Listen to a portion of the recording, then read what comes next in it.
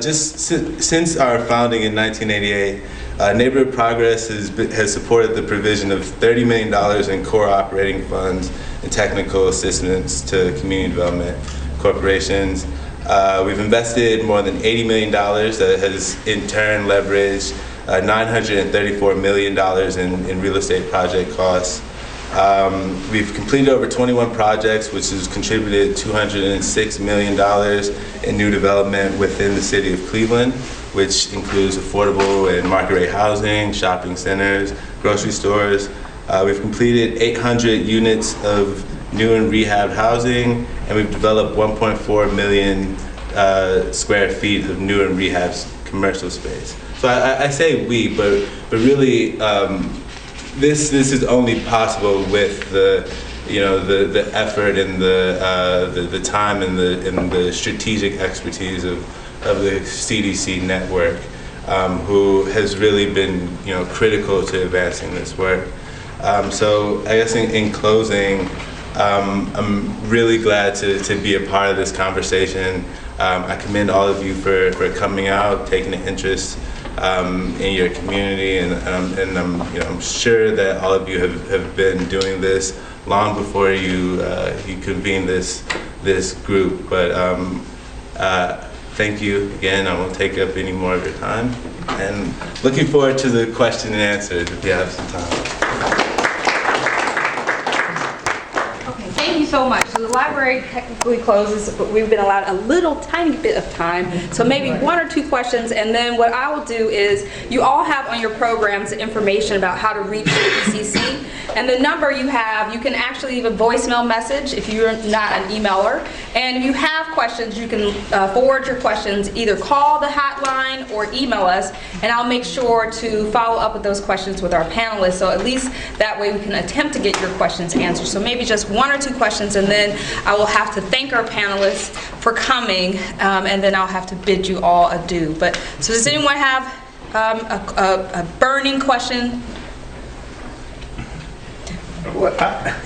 Okay, sorry. Go ahead, Mr. Rashid. With these Cleveland being a little less than 4.5 square miles, and understanding where we are today in terms of our need for development, based on all of your experience collectively, and you can answer it however, where should we start? Oh, yes, thank you. Where should we start? Because we got a lot to work with, but no direction as to how to work it.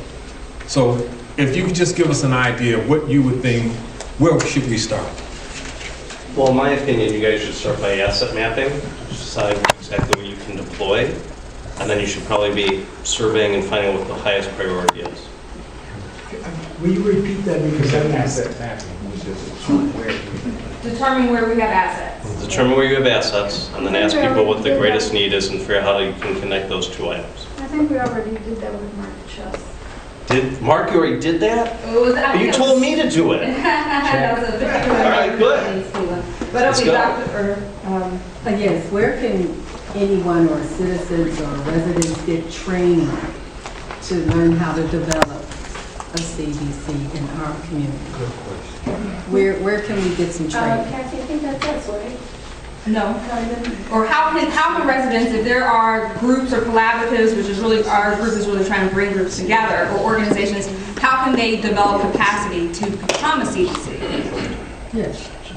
Well, I'm gonna start by saying what we did in our community. We started because it had dried up where people just wasn't interested in meetings because things had gotten so bad. We started what is considered neighbor night, and we got funded by Neighborhood Connections. Okay. So they pay for us, and the CDC allows us to meet there at no charge. But we just submitted a grant, which I wrote the grant, for us to get funding because everyone likes refreshment. And when you have meetings at night around 6, people that's elderly come out, they do need some type of refreshment because people are coming from work or whatever. So they do support that, but you just have to get the grant in on time, which is twice a year. You start with people, like I said, have common unity in your community. Like Ms. Killingworth, what she did was she got people that found that they needed help just like she did. And she realized there were a lot of people that were in her same situation. You need like-minded people to start off saying, I want to invest time and we want to get structure, because they didn't start out as the CDC. The CDC, like I had mentioned, became an arm of the coalition. So you need to have so many people with you together. First state, when something happens, a letter or a meeting or whatever, you can count us in. That's how you get started. Then you may have to do things on a volunteer basis until you can find out partners who can give you financial resources to help what you're trying to do. It may seem like it's a hard road up, but it's not. But if this is a Chinese proverb that I learned, and I go by this: if you didn't plant a tree 10 years ago, today is the best day.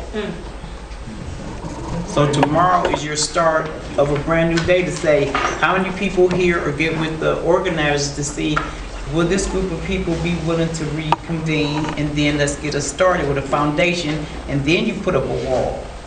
Yeah, and I would just add that I was fortunate enough to go through a program called Neighborhood Leadership Development Program. So did I. See? So that actually is a perfect, kind of alley-oop to the advice I was going to give.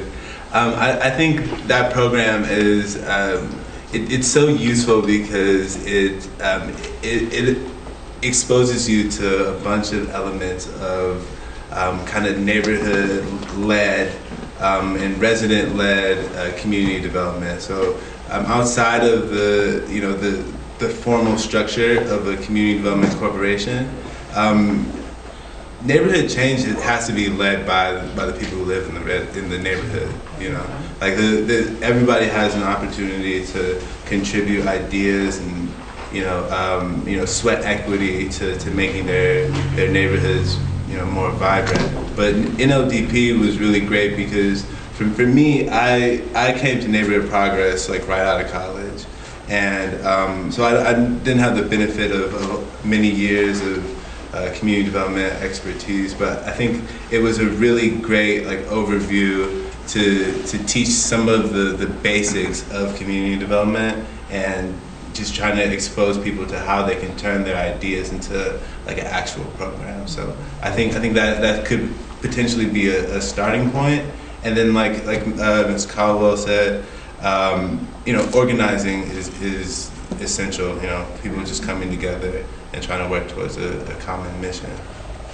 All right, thank you all so much. I think just to follow up, so that's Neighborhood Connections and also the Neighborhood Leadership Development, NLP, which is a program which is sort of sponsored, or I guess Mike White and the Mandel Foundation, which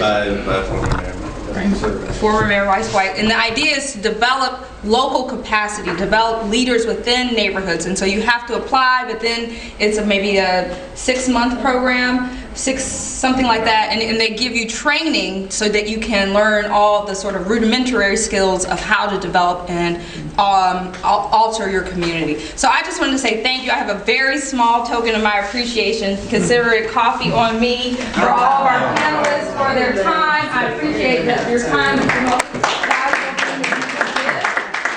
And again, if you guys have questions, please do email us, or if you are a caller, some people like to call the hotline and leave us a message.